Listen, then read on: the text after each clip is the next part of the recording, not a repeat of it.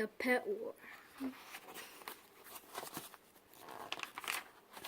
by Allan Woodrow.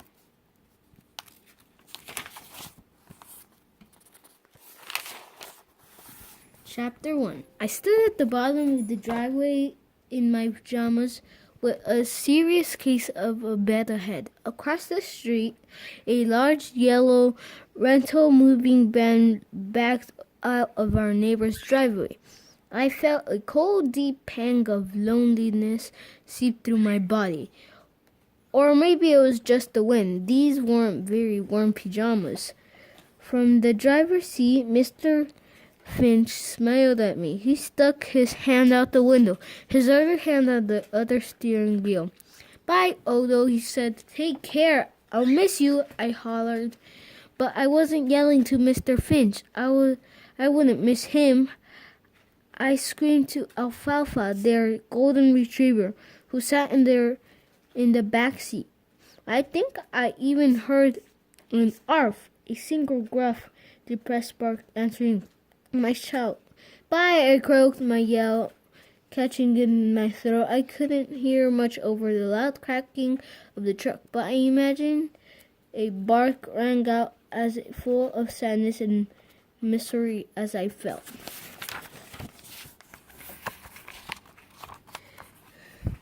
Then they were gone.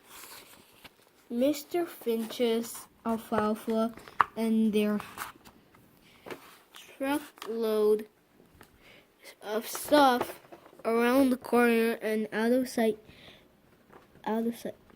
Mom said a new family would be moving into the house in a few weeks. I asked if they had a dog, or if they had kids, or they were professional soccer players. Mom said no, and she highly doubted it. I stood in the driveway for a moment longer, lonely, shivering, and wishing I'd worn shoes. I'd feared this day. I feared it for weeks, so I pretended it was never going to happen. But ignoring bad things never worked. I sometimes ignored my homework and watched TV, but then I just had to do my homework the next day, and Mom wouldn't let me watch television for a week. Fortunately, things don't vanish just because you stop paying attention to them. Too bad. If they did, I'd have just to ignore my sister Lexi, and poof, life would have been perfect. But I figured that life was going to stink now that Alfalfa had left. I had played with him almost every day since he was a puppy. I mean, the dog was practically more mine than the Finch's. And I knew which ear he liked to scratch, the right ear. His favorite game, keep away with the tennis ball, and exactly how long he wanted his tummy rubbed until barked twice. Alfalfa's new neighbors, whoever they were, wouldn't know any of that. What if they didn't even like dogs? What if they liked cats? There were no types of people in the world. Dog people and cat people. Dog people are clever and friendly, good-looking, funny, and overall fantastically wonderful. Cat people, on the other hand, are ugly, boring, and smell bad. I'm not making that up. Those are the facts. I, by the way, am a dog person, but now that Alfalfa had moved away, there was only one thing I could do. Well, there was two things I could do. The first thing was move to Montana into the house next door to the Finches. Then I could play with Alfalfa every day, but I think Mom would agree to move to Montana. The second solution, the more likely one, was for me to get a dog of my own.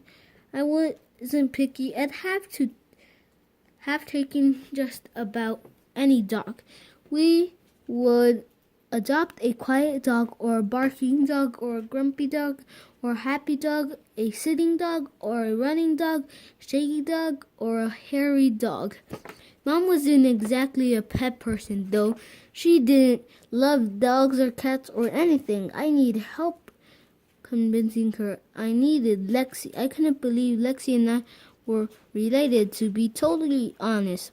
We were barely alike. She had long, straight hair. Mine was short and curly. Mom called it unruly.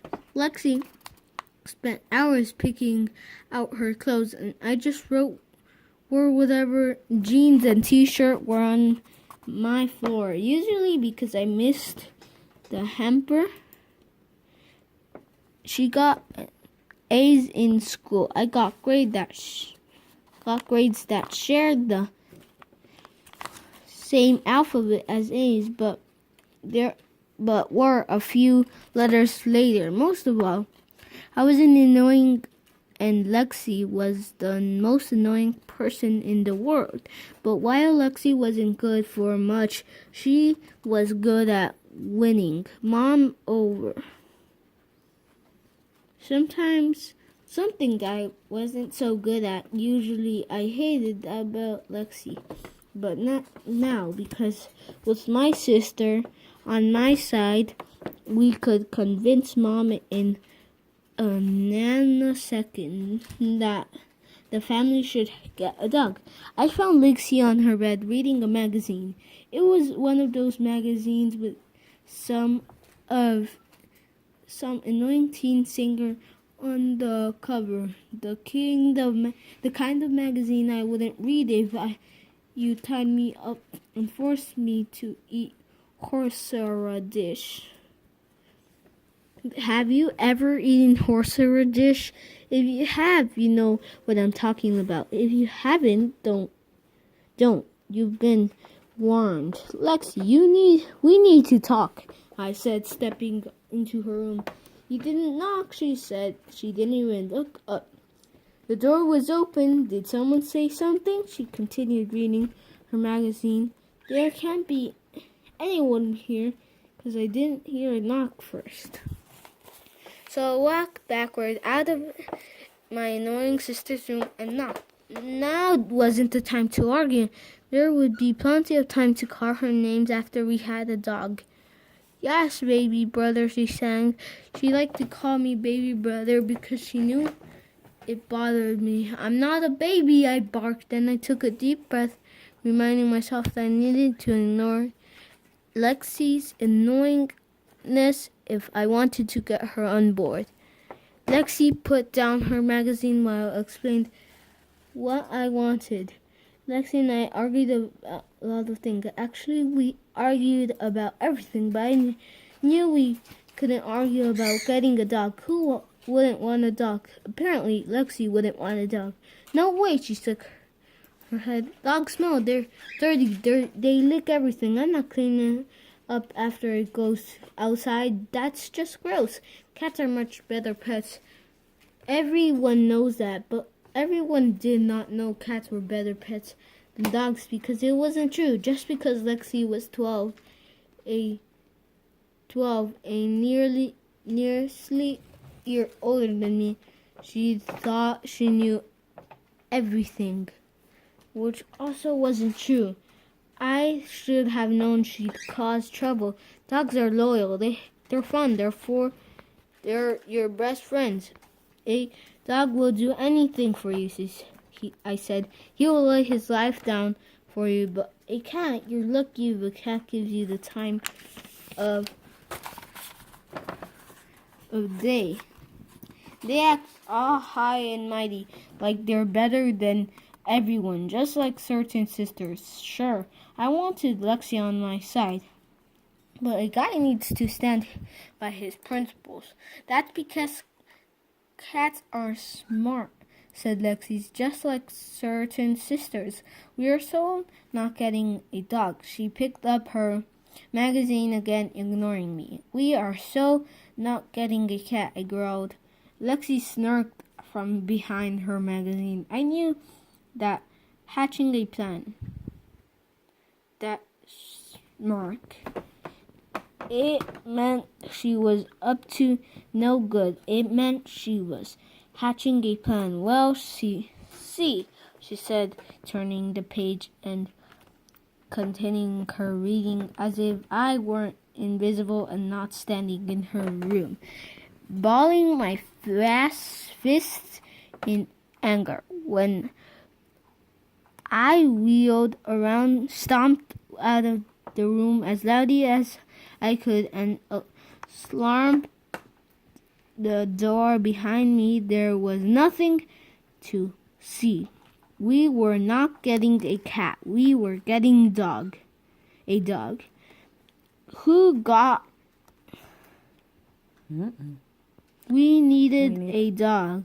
This wasn't just an everyday argument like who got to eat the last bowl of ice cream or who got to use the bathroom first.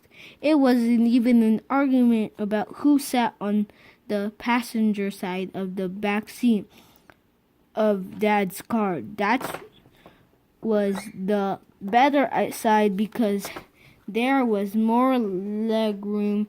No, this was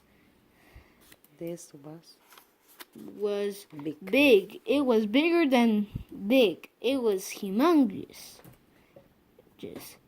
This was the difference between right dogs and wrong cats. Between getting a true blue friend and an annoying stuck-up hairball. This wasn't your simple everyday disagreement. This was war.